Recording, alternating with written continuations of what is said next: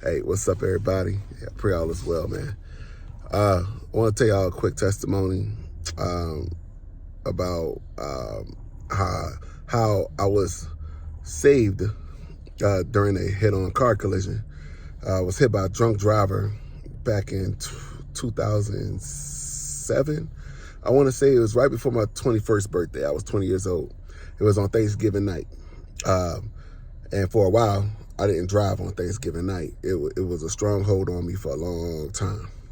Anyway, the way the story goes is I was before I went to work, I stopped by some family house, Thanksgiving, visit houses, get some food, because I had to work in the evening, I had to work at night. And because I work in at night, I had to get some meat. I was going to be hungry. Anyway, I had a few drinks beforehand. So, and my mindset was, and just want to let you know, just to put it into perspective, I wasn't faithful to the Lord at all. I was living my own life. I just decided that I wasn't going to play basketball anymore. I just made a decision that, hey, I'm just going to focus on me. I just literally made that decision. So anyway, I go to work. So I'm at work, I'm chilling, and a friend asked if they needed a ride. A friend asked, can they have a ride home? I was like, yeah, sure, why not? Let's whatever, right? I was gonna drop her off and then, I don't know, go wherever the night takes me, I was roaming that free, if you put it in that perspective. Well, on my way, before I left work, I'm kicking it at Gas Services, and I promise you it was an angel. It had to be an angel. This man, I can't even remember his face, guys. I promise you, if I seen him again, I wouldn't even know who he is.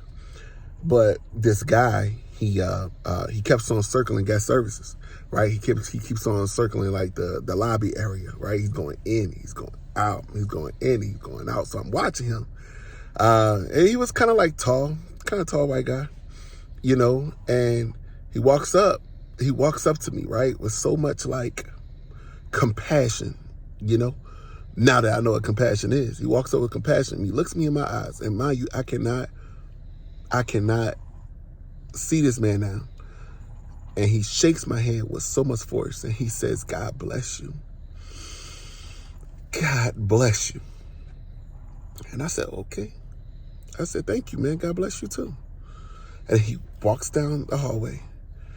I know he ain't going to no movie theater. And he leaves out.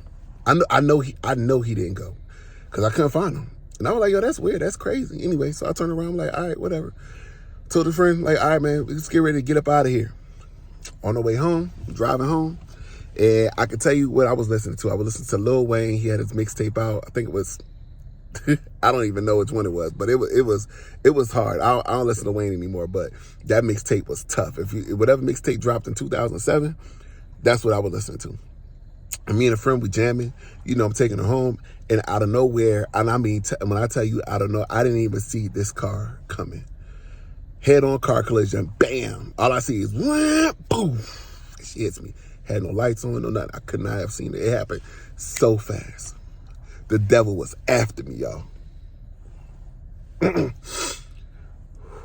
right, and before I knew it, I'm looking up, and I'm like, whoa, what just happened?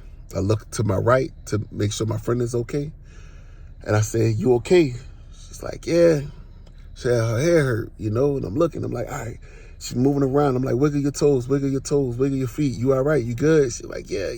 I'm like, yo, what happened? And I look up, and I'm crushed. I can't get out. The wheel is in my face. I don't even think the airbag's deployed. And I look to my left, and I'm trying to get out, but I can't get out. I am crushed in this vehicle. And mind you, I'm 6'3", 6'4". So I'm tall and I'm big, and it was a Pontiac Grand Prix. So I'm crushed in it. And I'm like, oh my goodness. So I start laughing. The first thing I really said was, yo, we about to get paid. But then after that, I'm like, all right, I'm figuring my weed. And before I knew it, I was scared. I'm like, oh my goodness, Lord, I'm scared. Of course, I call out to God.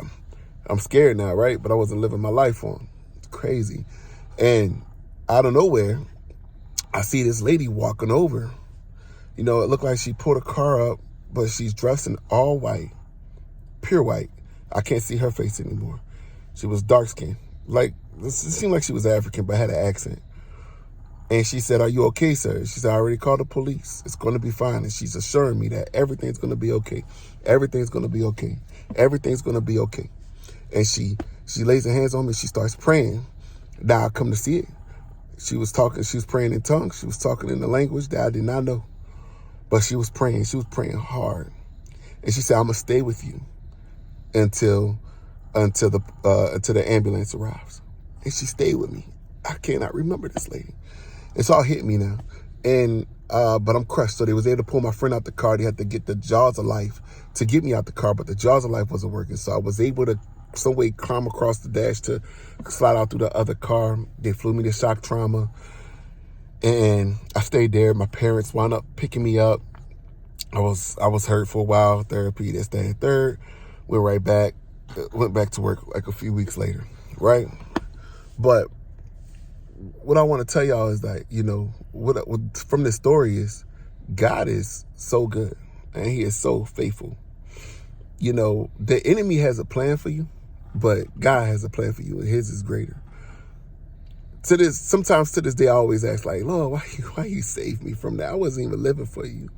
I wasn't even rocking with you, you know?" And I knew he was just like, "Nah, man, I just was that life for you."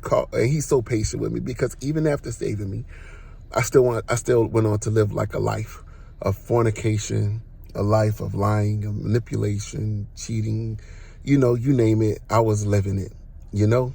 I was dedicating my life to the Lord. There was times where I had spans where I was in and out the church and in and out of the relationship with him, but I really had no guidance like that.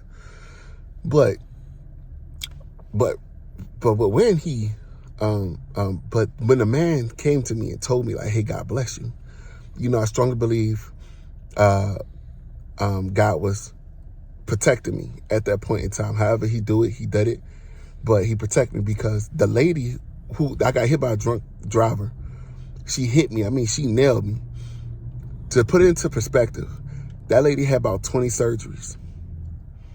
And when I seen her in court, she still wasn't all the way right. Guys, I had not one scratch on me. I used to tell people that I had messed up right ankle, you know, and I couldn't play ball. I mean, to be honest with you, my back was messed up. I mean, my back, I'm suffering from it now, but my back was messed up, you know, suffering from some stiffness and stuff like that. I had therapy, but I had not one scratch on me. Not one scratch. When they ran the x-rays on my body and putting stuff on it, checked to make sure I had no internal bleeding, they said, "Nothing's wrong with you." I had not one scratch on me. Not one. But this lady, like when I remember looking at her windshield, I seen like blood and I was like, this lady is alive. I'm like, man, what happened? I mean, did she okay? And they like, "Yo, you got hit by a drunk driver." Yeah, man. I mean, I was working towards going to play basketball in South Carolina. I had some goals to whatever, but that all stopped. And guys, I got to tell you, and I was mad at that lady, but I forgave her. You know, I'm over it. I mean, I don't think about it as much anymore, but I do think about God's grace. So all this to say, guys, is that, you know, when you're covered, you're covered. God's going to bless you and he's going to look out for you. And, yeah, and God's a patient God. Like I tell y'all, here's the truth. I didn't live for God, even after being saved by him miraculously. I wasn't living for him. I didn't want to live for him still. I don't even think it had not much really to do with God. It was just I wanted to live a worldly life, and I got worldly consequences, a lot of ups and downs, and still trying to work it out in my life now. But God is good and he is faithful. And God does give you trials and tribulations that we must go through. And I thank God, I thank him for that, because now sitting back on it and I'm reading the Bible more and how it continues to just jump at me. Psalms 91 is true. If I encourage you to read that, I encourage you to read it. So all this to say, man, angels are real. God is real. Jesus is real. and he loves you. All right? I pray y'all have a blessed day. Love y'all. Shalom.